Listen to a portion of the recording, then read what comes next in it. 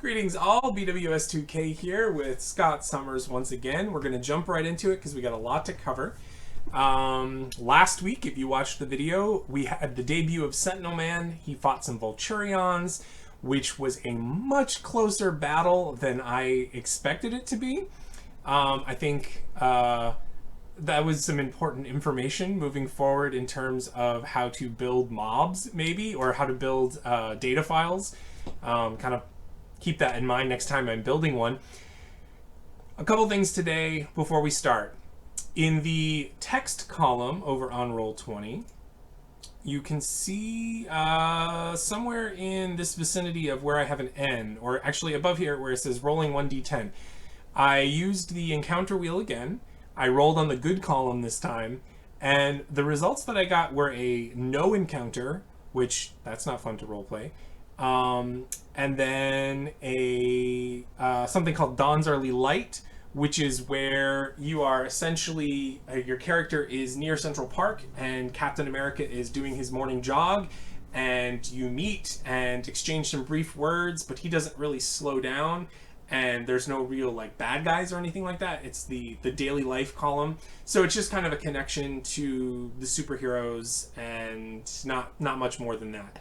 And then after that, I rolled again and eventually got a petty crime called A Small Case of Shoplifting, where there are two kids. Are they brother and sister? I don't know if they're brother and... No, I don't think they're brother and sister, but it's a boy and a girl. And they're shoplifting, and you have to chase them down an alley, and they have like a secret bolt hole into the back of a restaurant or something that they can escape. In the Marvel Superheroes game, where you have maps with areas and movement and stuff like that, there is a little bit more wiggle room in terms of chasing, I guess, but moving to Marvel Heroic, and also just like as a general principle, chasing kids is not really it's not really the height of my Marvel role-playing experience. So I kind of continued. I kept rolling. Unfortunately, on that column, actually, you can read my notes because I was putting them down in the chat. In the good column, though, the only options are no encounter, daily life, which is like the Captain America thing, petty crime, which is the shoplifting kids, and then there is robbery as a possibility. So I actually didn't even bother rolling because I figure I'm going to put the two things together as a sort of mini scene intro segue. And the major scene is going to be the robbery encounter, which is that a character named the Speed Demon, who is essentially the Flash or Quicksilver, although not as fast as Quicksilver or the Flash, but he's a speedster. He is robbing ATMs in the area, and basically what's happening is people are putting their information in, and then it's spitting out money, and he is swooping in and grabbing it before they have a chance to. And I read, when I was researching the character a little bit, he was given his powers by the Grandmaster and able to take the place of Whizzer on the Squadron Supreme team-up. And then, I mean, they obviously lost their bad guys, so he lost his memory of that and became a chemist, or what went back to being a chemist. But then at some point somebody said something that triggered his memories, so he remembered that he had been this Whizzer stand-in. So he used chemicals, his chemist resources, to increase his speed even more, and then became the Speed Demon. So comics, what are you going to do? And his, my understanding is his debut as Speed Demon was actually featured in a team-up with Human Torch and Spider-Man that I quickly perused, and they were kind of having a one-upsmanship with each other. And then, like, as a B story, there was this kid whose dad used to be a villain called Leapfrog, and he had a suit that had springs on the bottom and it looked like a frog. So the kid took the suit and went out to like be a hero to inspire his dad, because his dad was depressed because he was a failed villain. And the two stories crossed when Spidey and the Human Torch were unable to catch Speed Demon, but because Leapfrog showed up and wasn't able to control himself very well, ended up landing on Speed Demon with one of his hops, and thus was Speed Demon defeated. So that was a lot to process, and how it's going to coalesce today, I am actually kind of winging it. I have some notes. We worked since last weekend trying to figure out how this all fits together, but a lot of it, as usual, Crotech style and BW/Scott style. I'm sorry, we have a window right here. I don't know how well you can hear the motorcycle convoys, but we live at a major intersection. I'll try to speak loudly. So we have a lot to get through, and I'm not certain. I don't have a good roadmap for it, but we're gonna just kind of jump into it. Before we even do that, though, in the top is a picture of a hypercolor jacket from the 90s, and I had referenced that this is what Sentinel Man's skin looks like, and it's sometimes it responds to temperature. So I guess I was remembering. I don't know if there's two different kinds or if there's a heat sensitive one or not. But not the heat sensitive one, but this one that kind of like shimmers, and depending on how you look at it, it's purple or it's bright blue or whatever. So that was kind of what I was imagining his skin to look like, and of course he's a robot now. But he would be wearing regular clothes and has hair and a mustache. Is his hair and mustache purple? No. His hair and mustache are probably the same like hair colors. They're just artificial fibers. Yeah. Yeah, I mean, the mustache is fine. Yeah, probably the mustache is fine, and the hair and everything. So it's really just that his skin color has changed. Okay, so I'm going to delete that, because that doesn't really even need to be in our field of vision. All right, so we're on the object and tokens. So this was just a picture from the comic called Dawn's Early Light. It begins, there's a whole story. I didn't bother looking into what the plot was, but I guess the intro is that Captain America is legitimately kind of going on this morning jog, calisthenics across the bridge or something like that. So maybe all of these scenarios tie to comics, I'm not sure. So let's delete that, and then we'll move Speed Demon up. Oh, maybe we should intro. Well, you can read his data file there, but I'll read it out loud. So we've got Speed Demon. I didn't bother with affiliation die for Team or Buddy because he's not going to have those. So I don't really see a need to do the extra work. So he's got solo D8. Probably works best on a team, but obviously he was out on a solo outing, and so sure, that makes sense. His three distinctions are Classic Speedster. Everything a Classic Speedster can do, he can do. Once lost to a frog, which I think is just lovely, and referencing the fact that he was beat by this kid with spring shoes, essentially. And then recovering amnesiac, because I figured, that may not come into play in this encounter, but keeping in mind that maybe we use these data files again in the future, maybe there's some tie-in there. Although I don't think he's so much a recovering amnesiac as he had the memories blocked and now they're unblocked, but whatever. Something you can play with. 2 powers, I gave him super speed at D10 and durability at D8. I did not give him a better durability. I thought about doing reflexes, but the reflexes are like, well, then just call that speed. So it's superhuman speed. He has durability D8, and this is because some of the reading that I was doing was talking about how he has like a faster metabolism, and also his skin is a little tougher because he has to be able to deal with the air friction of traveling so fast. But he doesn't wear body armor. And so I didn't want to go any higher than a D8, but a D8 seems applicable, but you're going to have to let the narration and the story kind of... Obviously, if you're shooting him with bullets, the durability is not really going to help a lot. But if you're talking about punches and kicks and things like that, then maybe it does come into play a little bit more. I don't think something like a bullet would have much of an issue, based on what I was reading. But Sentinel Man doesn't use bullets, so I guess that's not going to be a huge deal. I did give him area attack because I love it, just to represent the fact that he's probably traveling so fast he could hit everybody. And then Pummel is the other SFX. So spend a Doom die to step up physical stress inflicted from a pool that includes super speed. So this is if he is using super speed to inflict physical stress, the Watcher can spend a Doom die to step up that physical stress if it gets inflicted, just to represent the fact that he can do, 100 punches in a second or something like that. I gave him the limit of tuckered out, but it's essentially exhausted. Shut down super speed to gain 1d6 to the Doom pool, and then you recover it with an action against the Doom pool. He has Crime Expert D8 and Science Expert D8. I did not give him Combat Expert because he's not really a fighter character. Yeah. So, okay, so that's Speed Demon. We talked about the notes. We talked about the hypercolor skin. and I think we are ready to set the scene as usual. Oh, we need to do scene distinctions. So scene distinctions are going to be, let me hop over to the right level here.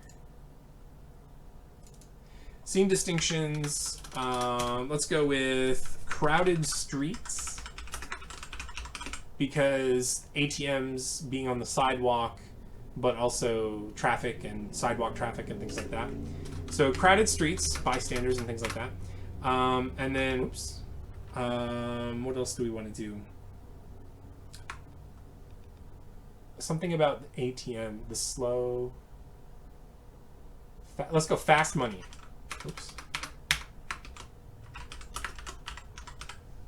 Because, again, we can use these as D8s or D4s, and ATM is generally advertised as a way that people can access their funds, you know, kind of quickly without having to go into the bank. But, of course, it's slower than Speed Demon would like. He has to wait at each transaction before he can steal it. Although, well, he's not really waiting there, but he's waiting elsewhere to swoop in and get it. Okay, and then we've got our Doom Pool at the regular 2d8 because there's nothing epic going on about this.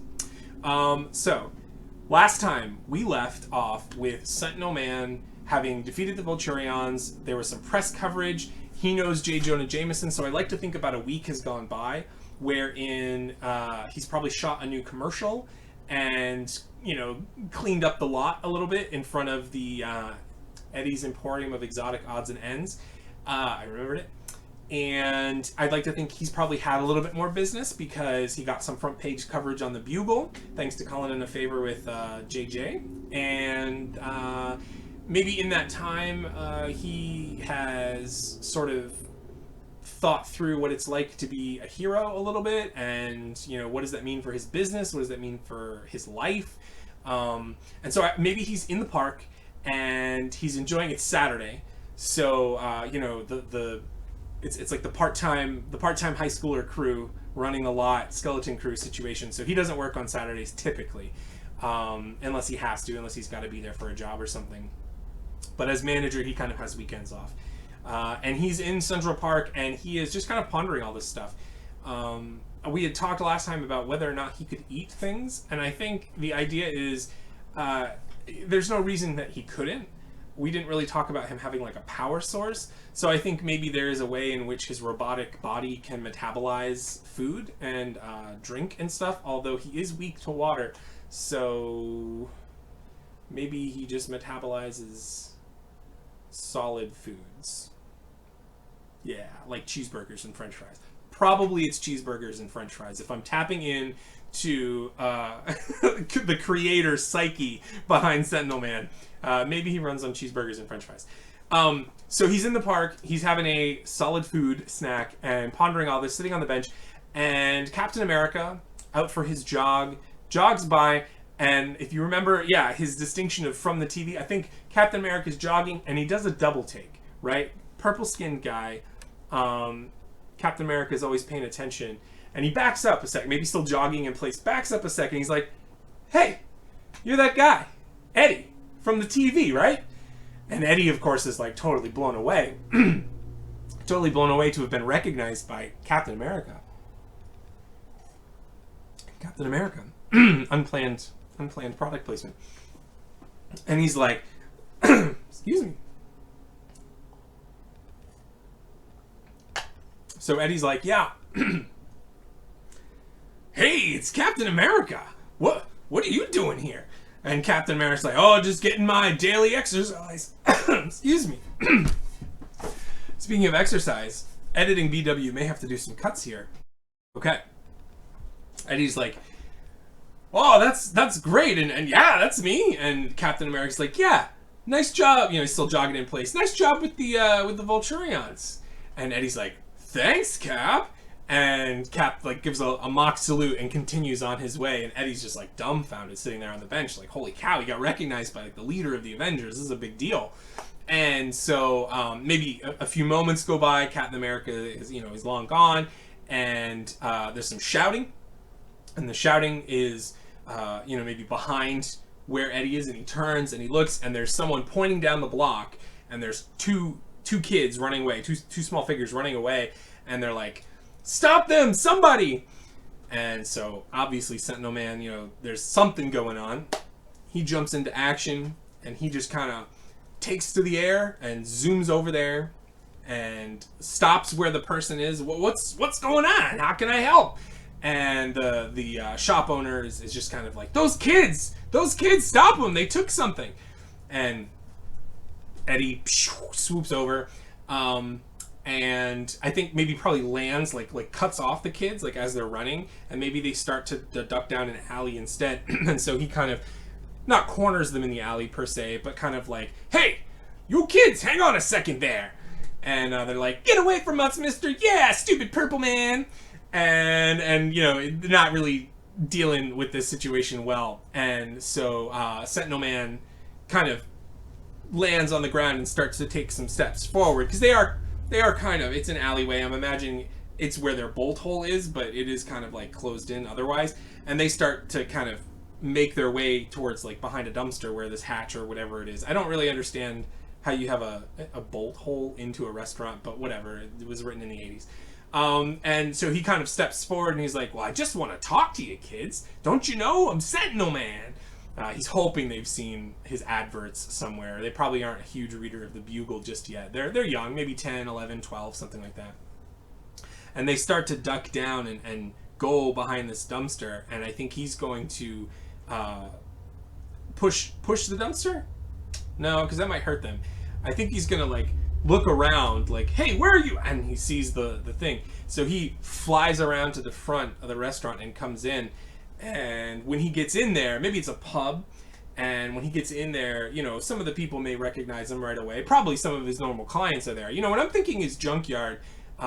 He's got car parts, appliances, anything from a toaster to a fridge. So any like folks looking for like discount on discount appliances, or like car parts to fix their own cars, or maybe mechanics in the area. So he's got kind of this clientele in the area of folks that network and know each other. And so he's probably spotted by a few when he walks in, bling bling, the little bell on the door, right?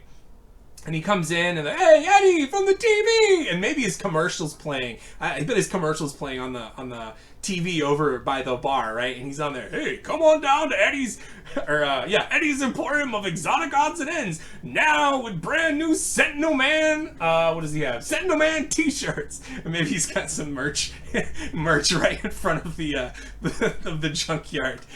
Classic Eddie. He's a business guy. Business expert, right? That's what your business expert specialty gets you. Some merch. And so he comes up to the, he's looking in the crowd, and he comes up to the bartender. Hey, Eddie, what can I get you? He's like, listen, I was following two kids, and I think and the bartender kind of like, oh yeah, that'd be, what are their names? Sally and Justin? Oh yeah, I know who you mean. It's these two little rats. They come in every time. I tell them they've got to stay out. I put the nails up on the bolt hole. They pry them loose, and they come in here and they cause problems. And Eddie's like, yeah. Well, have you seen them? And I think maybe as they're having this discussion, the two kids kind of like not paying attention. Like maybe they're eating candy that they still are. They're walking out. They're not even expecting that Eddie would have followed them around. Figured that out. And he sees them, and they're there. And so he's like, and that's them. And so maybe between the bartender and him and the fact that they've been more obviously caught, they kind of freeze in their tracks. And so the shoplifter, or the shop owner, kind of had been chasing down the street as well. And so Eddie is able to talk to the kids before he arrives, or she arrives, and is able to say, stealing's not a good plan, kids. He's not really good. He doesn't have kids of his own, right? So he's trying to form a bridge here. This is sort of the stereotypical stay in school, don't do drugs message that doesn't always work so well. And they're like, yeah, whatever, we don't like you, and we just wanted some candy. What's the big deal? It's not like we're breaking the law. And he's like, oh, but you gotta understand, there's all kinds of laws out there, right? So they're having this discussion, and the bartender, he probably knows the parents. Like, he's probably got them on speed dial. This is not the first time they've tried to use this pub as like an escape route. So he's like dialing them, and the parents show up, and they have this whole thing, and he's like, the parents show up. Oh my goodness, Sally, I can't believe you were blah, blah, blah, blah, blah, blah. The mom's going off, and the dad's like, oh, hey, Eddie from the TV. And they kind of get that situation resolved. And I think it's probably, more than anything, it was sort of an easy win for Eddie. I don't know that he's made some big fans in terms of the younger demographic, but in terms of the parents, in terms of the clients, the pubs, probably free drinks for him, as next time he comes in. Although I guess he can't do drinks. Free cheeseburgers, free peanuts. Don't they have peanuts at bars? I've never been to a pub. Anyway, so that situation kind of gets resolved. But then the parents drive away, and the whole situation, is dispersing, and he's walking back. He's probably walking back to his shop at this point. It's past lunchtime, and as he's walking, I think he's gonna feel a breeze just go past him, and then he hears some commotion, and then some more breeze, and he hears some more commotion, and doesn't really know what to make of it. He's not seeing any crime here, but there's people talking about whoa, what happened to my money? The machine ate my money, that kind of situation, and it doesn't really sink in, and that's fine. And he goes back to the shop, and things are a normal rest of the Saturday, until he catches the news and sees that, does the Daily Bugle have a news show? They probably do. What do they call it? The Bugle at 5. I don't know.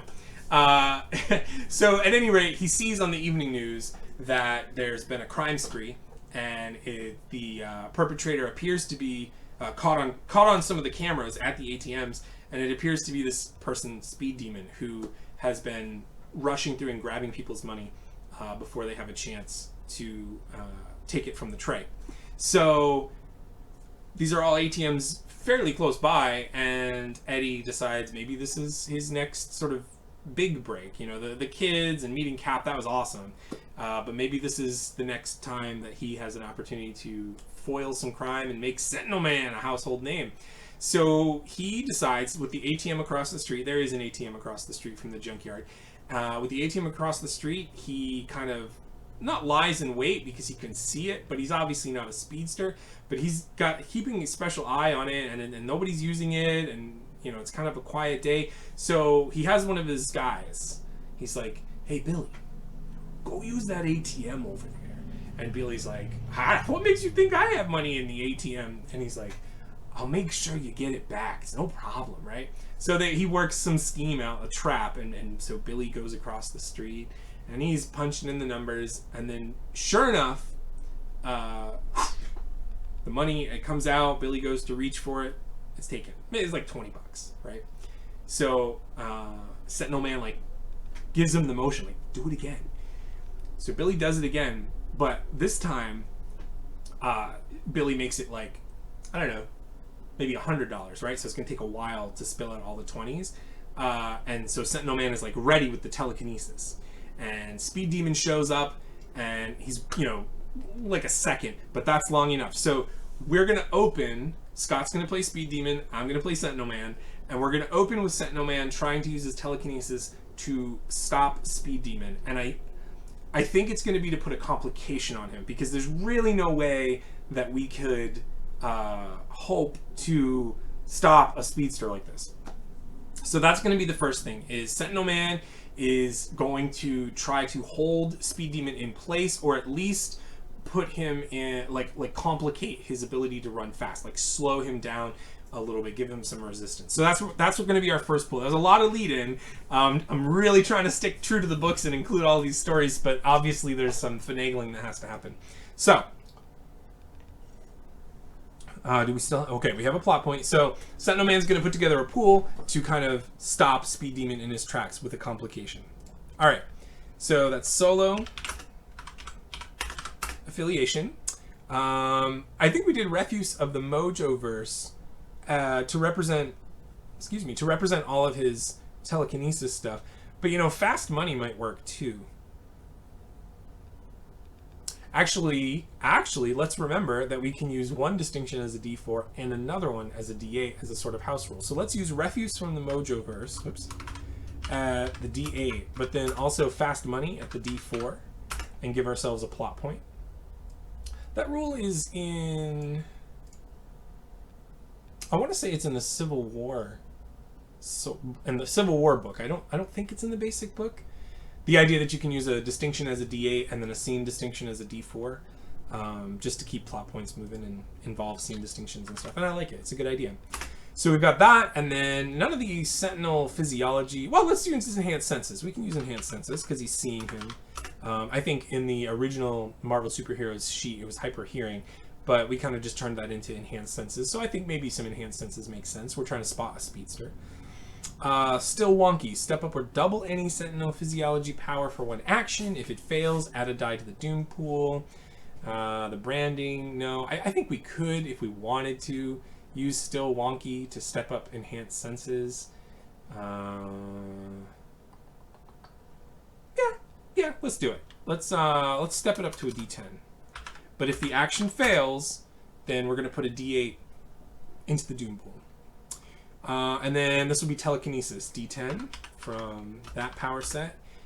Like juggling, no, and then combat expert 1D8. And this is to put a complication on Speed Demon. Right? That's everything. Yeah. Ugh. The D10 is a 1. What a rough way to start things off here. Oh, but we've got the other D10, so we could use that as the effect. So I'm thinking 4, 4, and 3 for a total of 11 if we spend a plot point. So let's spend a plot point. Pull that over. And do a total of 11 with a D10 effect for a complication on Speed Demon. Now I did roll a 1. Scott's going to buy that, so I'm going to take my plot point back. And he is going to... Oh, it should be 2d6. I'm sorry. We should have started with 2d6 in the Doom pool. Calm down. Should have been a 2d6. So let's step one of those up to a d8.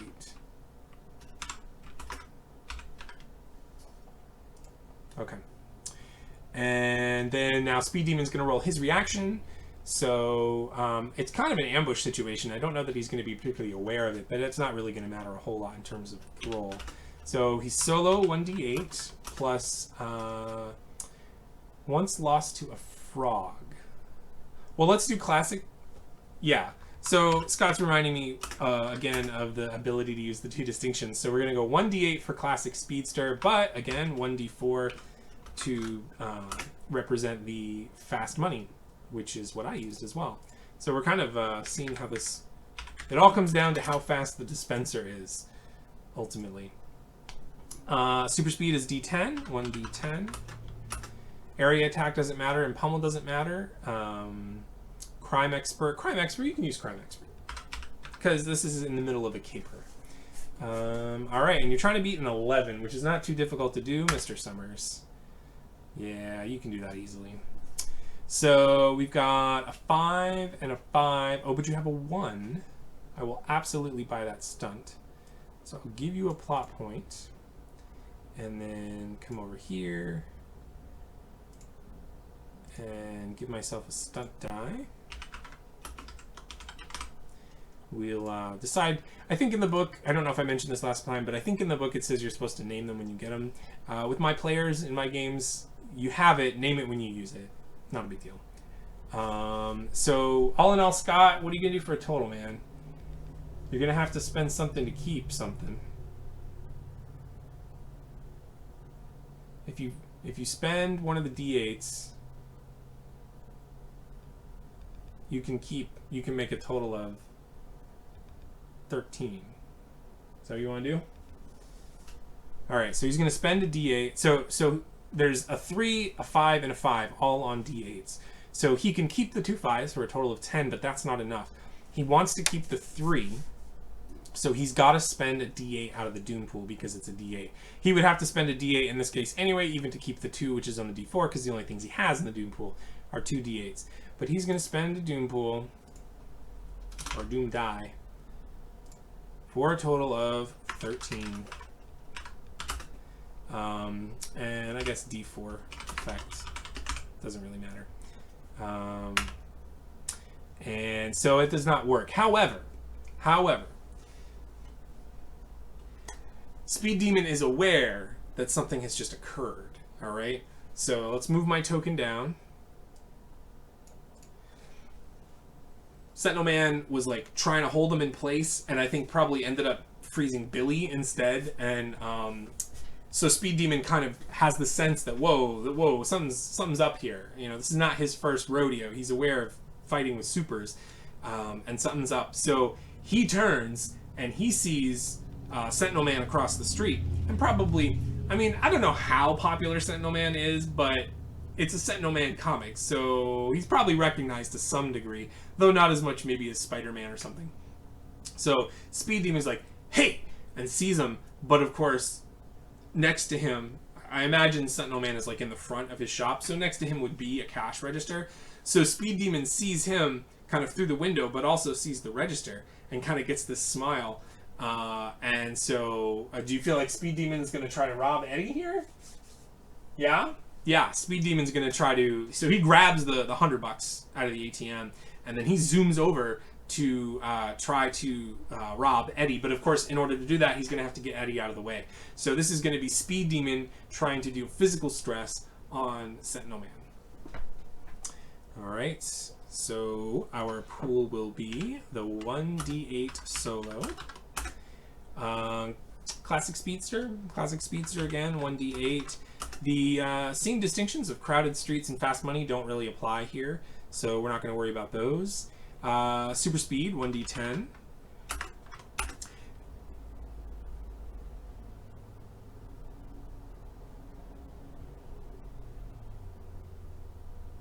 Do you want to take advantage of Pummel, Scott? We are doing physical stress, but you've only got 1d8. No, I think he knows enough to hang on to his last die, so we're not going to use Pummel, but we will use Super Speed as d10. And Crime Expert, no, I'm not going to allow Crime Expert or Science Expert here. This is, you're trying to slug him. I'll allow Super Speed, but not Crime Expert. So this is the deal, physical stress to Sentinel Man. Woo! Woo! Woo! That's right! Wow, let me just screenshot that. Sometimes, although I will note, it is still technically BW at the keyboard, so... but that is an utter... That's a botch! That's a botch, Scott Summers! That's a botch. Alright, well, so obviously you utterly fail in this endeavor, but with 3 1s, I feel like I should be able to get something more out of that. Spending a plot point to get a stunt die, it doesn't really step up just because you've got 3 of them, though that could be cool. You've utterly failed in what you wanted to do. In the Cortex language, it's a botch. In terms of Marvel Heroic, I don't think there's anything. It's not named. It's going to be an automatic success. But let's roll to see. Let's roll to see what the reaction roll is. And it will step things up. Because, so his total is 0 with a D4 effect. You get that default D4 from nowhere. And this was to do physical stress on Sentinel Man. So this is like, he's going to whiff. But let's roll to see about heroic successes and counterattacks and stuff like that. So Sentinel Man's reaction roll, 1d6 for solo. I think this is going to be I Sentinel, 1d8 for that, because this is like a physical, he's being punched. Enhanced durability makes sense, 1d8 for that. Nope. Psychic resistance, telekinesis, no, and I don't think he would have even seen him coming, so I feel like the telekinetic stuff would not be allowed. But combat expert, so that's another d8. And do I want to throw the stunt die in? Not really. Alright, so we've got a 1 there. Scott's going to give me a plot point and add another die to his Doom pool, so it's now 1d6, 1d8. And then I've got a 4, a 7, and a 3. So a 7 and a 3 is 10. which is going to step up my effect die twice. So if I do a total of 10 with D8 effects, that is going to step up to a D10, D12. So let's make it a D12. And then we're going to spend a plot point to inflict that back on him. And if we do it as physical stress, just physical stress, he still has the opportunity to get away. But I still like the idea.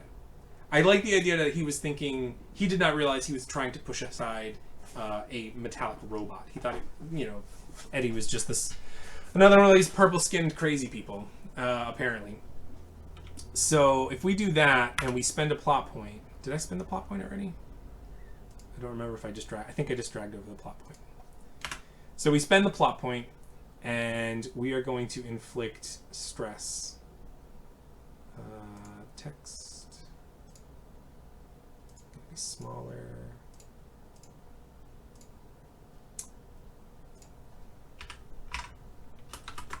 And we'll call it physical stress as well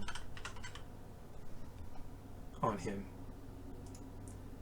So he's got D12 physical stress. This is like Speedster or Speed Demon's coming in, and he's like, get out of my way, and like runs into Eddie, and it's kind of like one of those cartoonish moments.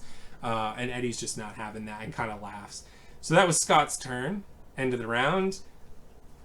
Not surprising, Scott's going to pick himself to go next. So he is going to... What do you want Speed Demon to do? You want to try to get away? Like a coward? Yeah, I think he's going to try to get away like a coward. So Speed Demon's just going to try to book it. Get out of here. He obviously, this did not work. He's got his $120 from the ATM, from Billy, so he's going to try to book it. So that is going to be D8 solo. Classic Speedster 1D8. Crowded Streets, Fast Money. I don't think either of those are really going to be helpful. Super Speed 1D10. Area Attack doesn't matter. Pommel doesn't matter. We'll go with Crime Expert. I feel like crime, in my games anyway, Crime Expert refers to anything you would typically think of when someone is engaged in a crime, not combat. And it's a small distinction because sometimes crime means getting a little physical, roughing things up, roughing people up a little bit, or knocking somebody out with the butt of your gun. But it's in a greater context of robbing a bank or committing some kind of crime. Whereas Combat Expert is like you're in a slugfest with someone. So that's kind of where there's some crossover there. But for me, that's kind of where I draw the line. So we'll allow Crime Expert here because he's essentially trying to flee the scene of his crime. And so this would be to put a, put a complication on Sentinel Man? I guess I wasn't clear about what mechanically would be happening here. I guess to create an asset? Do you want to make it an asset, Scott? Then just grab it? No. Because I would be defeating you. Yeah, we could do that. Let's do... So mechanically, and I'm honestly not sure if this is something which is by the books exactly, but like I said last time, if you're looking for somebody who follows all the rules exactly, you've got to watch another channel. So Scott is going to try to have Speed Demon to create an asset called Getaway, but that's going to be opposed by Sentinel Man. So there is an opposition here. He's not rolling against the Doom Pool, but he is going to be rolling against Sentinel Man because he is trying to get away from Sentinel Man. But so does that make sense? If it works, then he gets an asset. So if he succeeds, if Speed Demon succeeds, he's going to end up with an asset that is rated at his effect die to represent the fact that he has run away. And then it'll be kind of like chasing. Yeah, that's cool. So he's got an 8, a 2, a 6, and a 4. You want to do 14? 14's a good number, Scott. That's a pretty high total. So let's go 14 with a D8. Total of 14 with D8 for an asset called Getaway. Yeah.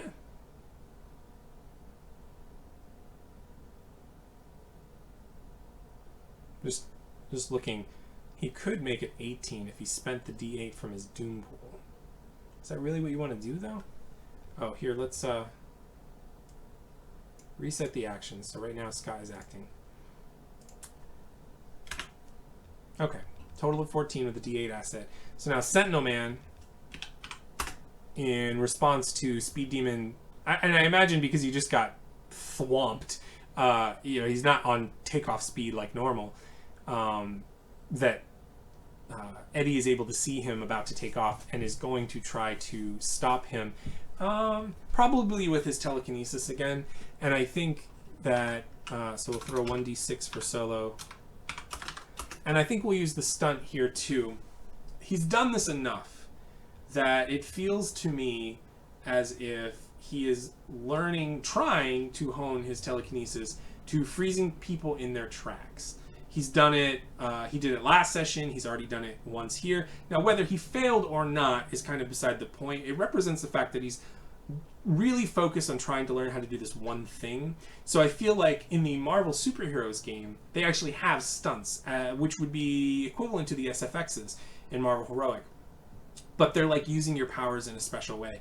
So kind of keeping in theme with both systems that we're using and the sort of tone of the game, I think will allow the stunt die to just be something like practiced. Because he's trying to do something that he is really focused on trying to do. I'm having a montage now in my head of him in the park trying to hold pigeons in place or something like that. So it didn't work the first time when Speed Demon was out on the sidewalk, but he's really going to try it again. So I'm going to allow enhanced senses 1d8 there, and let's even use. Well, no, we won't worry about that. And the distinction. So we need Refuse of the Mojoverse, which is, again, like I say, it's typically what I use for the TK stuff. Now we're going to go with Telekinesis 1d10, and we're going to add in the 1d10 stunt die. So let's delete that. And we're going to add in Combat Expert, because while it is Crime Expert for Speed Demon to be running away from the scene, it is Combat Expert for Sentinel Man, who is trying to physically restrain somebody. Even though it's through telekinesis, it's still kind of the same. And then also, he's going to get the D12 physical stress that is on Speed Demon to represent the fact that Speed Demon is not able to... His acceleration is not instantaneous. He's just been really hurt bad. So Speed Demon kind of like, bong, and he's like, oh, what? And kind of does this like wide-eyed, like, and goes to kind of stumbles, but to try to take away. And Eddie's just like, hold it right there. Hold it right there, criminal scum. Right? Maybe he plays Skyrim. And so he's like trying to put a telekinetic freeze on Speed Demon to keep him from getting this asset of getaway. All right. So we've got 2 1s. All right. That's the first thing to note. Scott's going to give me a plot point. And he is going to step up his D6 to a D10. Because you can step up the lowest die instead of adding one. So he's going to step the D6 up to a D8, and then he's going to step the lowest die, which is one of the D8s, up to a D10. So he now has 1D8 and 1D10. But, for my total, I ended up with, in my reaction roll, 20.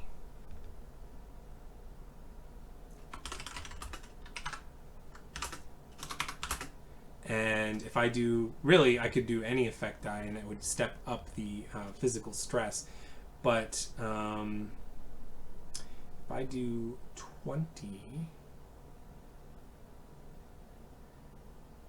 it's going to step up. I'm just trying to think if there's a way I can actually step it up twice and freeze him in place successfully. If I do 25, with D8, that is going to step, it's going to be 2 successes, right? Because he had a 14. So it's going to bump the D8 up once, twice. So it's still a D12. So really it doesn't matter if I choose the D. So, okay, so it won't matter. So let's just do a total of 20 with D10, which is going to get stepped up to a D12 effect. And we'll spend a plot point to inflict that again. And we could inflict it as physical stress and sort of knock him out.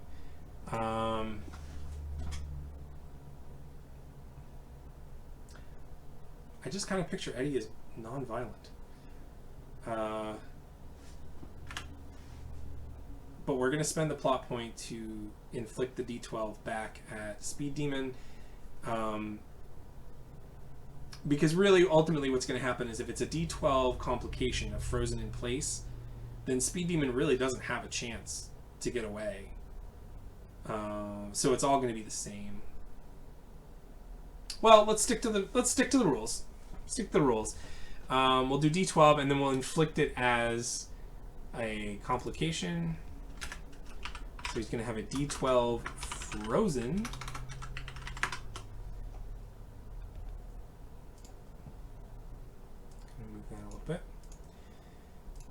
And that was Scott's turn.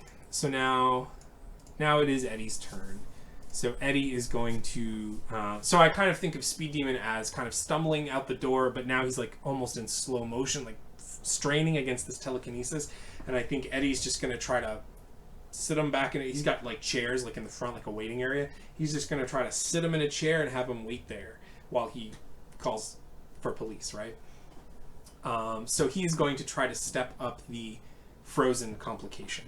So essentially Eddie's pool is identical to what he just rolled. So 1d6 for solo, refuse of the Mojoverse at a d8, enhanced senses. I don't think enhanced senses really matters right now, but we'll go telekinesis 1d10. None of that matters. Combat expert. He's trying to restrain him. I feel like combat expert still because it's a combat move. You know, he's restraining him from moving. We'll throw in the D12 of the physical stress to represent the fact that Speed Demon is like exhausted, and also already the 1D12 to represent the frozen complication that we're trying to step up. Oof, that's a big roll, Scott.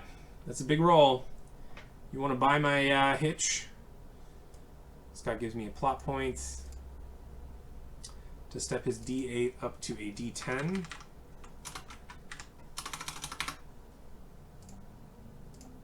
And now for Speed Demon's reaction roll, I think he's probably going to try to just like super speed break through the telekinesis. I don't think it's going to work, but he's going to give it a shot. 1d8 for solo, so this is his reaction roll, right? Classic Speedster, 1d8 for that. Super Speed, 1d10. And, oh, I didn't even do the total and stuff. Hang on. We don't even know what we're rolling against. So if we do the 12 and the 9, and I'll spend a plot point to keep the 7, because I have a feeling Scott's going to use his 2d10s. So if we do the 12 and the 9, that's a total of 21. Plot point, add the 7, so that's a total of 28 with D12 effects. So this is to step up frozen complication. Okay, now we can do the reaction roll for Speed Demon. 1d8 solo, plus 1d8 classic Speedster, plus 1d10 super speed, plus 1d8 crime expert. I'm still allowing it, but Scott's going to throw in his 2 doom dice.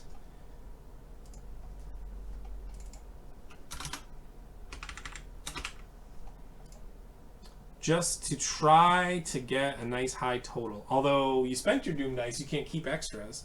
So the best you can do is a 20. So maybe just do one of them, Scott. Don't go overboard.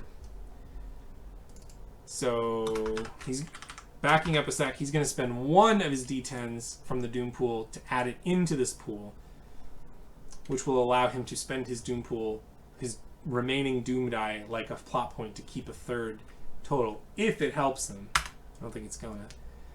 So we're looking at 28, and the best that he can do is 7 plus 7 for 14, plus another 7 for 21, which is not going to be enough. So he does a total of 14 with D10 effect. You want to be a jerk, though? If he spends the D10 to inflict stress against Sentinel Man, what stress do you think? You think it's not physical stress? You think mental stress? Like maybe this is really difficult for Sentinel Man? I can buy that. So in his parting effort, he'll deal physical stress, or excuse me, mental stress back to Sentinel Man, who takes D10. So he's spending his remaining D10 to keep his D10 effect die to deal D10 mental stress to Sentinel Man. So Sentinel Man picks him up, plops him in the chair, but because Speed Demon is trying so hard to break free, this is like a real strain on Eddie's mental faculties. And plus he's got to call up the police as well. So this is taking its toll on him. But ultimately, the Sentinel Man saves the day again. And I think this was good. This was quick. Much shorter than the Vulturian encounter, but we had the other two encounters as well. So yeah, I think that's it. Moving forward from here, we will again roll to see what the next encounter is, though I'm going to be honest. If moving forward, it looks like that we're going to get a lot of the daily life and the no encounters, I may have to come up with my own sort of Marvel Heroic oriented encounter wheel, which I actually had started working on a while back before I even started doing this series. But we may just have to make a custom thing to help us out in a little bit of a more meaningful way. But we didn't have to roll dice for the other two, which was fine. We used those kind of as fluff background story. And I think moving forward, that's the way to go. I think the result here is the police are going to show up. They're going to see Speed Demon. They're going to cuff him. They're going to recognize Eddie. Maybe some of them were present at the Vulturian caper, and they're like, hey, he's all right. He was at the Vulturians. He helped us out at the hotel. Remember last weekend? Hey, he's making a real habit. Hey, you're making a real habit of this, man. He's like, oh, I'm just doing my business, officers. You're the real heroes. And so they take off Speed Demon, and probably JJ's going to feature him in the Bugle again, because this is the kind of heroism that he likes to see. People not afraid to hide behind a mask. Not like that menace Spider-Man. Anyway, so that kind of brings the encounter to a close. Like I said, the next encounter, again, I'll roll for it, and we'll set it up like we did this time, but I think I might have to finagle some things a bit, just for the sake of flow. And it's always weird when you're playing solo. It's always weird when you're playing with a small group. But so, you know, how pacing's gonna work out. Yeah, this is working, I think. I feel like it's working. You let me know. You let us know in the comments if you love this content. If you hate this content, let me know where I messed something up, because I always mess something up. Let me know how awesome it was. Let me know if you cheered and jumped out of your seat when Scott rolled that botch like I did. And your own experiences, what you'd like to see more of. If you want me to go back to more of a system overview situation, if you want me to do a compare contrast with Marvel Heroic and Cortex Prime, that's something I can do as well. Just anything. Let me know if there's something you'd like to see or something you wish you see more of. If you have ideas for encounters for Sentinel Man, if you want to see him get a partner. I rolled last weekend after I'd done the video and everything, or maybe I guess it was on Monday. Because I do this sort of stuff on my own anyways, rolling characters, having encounters, and I rolled a mutant who has, well, it was in Marvel Superheroes, I think it was monstrous hyper leaping, but it was from a magical source. So they're a mutant whose one power is hyper leaping, but it's they can leap. They can do that for 90 miles an hour speed. They can leap 100 feet across or up, and they can jump down 150 feet, like if they're jumping down from a landing. And I love hyper leaping, man. I just think it's great because it's such a niche skill. But think of like jump kicks you can do, and I don't know, it's just neat. So I say that to say that I did roll this character, and I was toying with this idea of giving Sentinel Man a partner, a sidekick. And so let me know if you have input on that. If you want to see me do something more, like these have been basically more combat-oriented kind of things, but let me know if you want me to do something that's more of a using the other stress tracks. Usually physical stress is kind of the focus by default, but if you want to see him do something that has to do more with like emotional stress or mental stress, or maybe a crisis, not so much a particular villain, but we could have him trying to, I don't know, stop a falling comet or something like that, which is, not a specific villain. So just, anyway, all that to say, I'm open to anything. If you just let us know in the comments what you're thinking, what you'd like to see, we'd appreciate it. And other than that, we'll see you next time. Excelsior!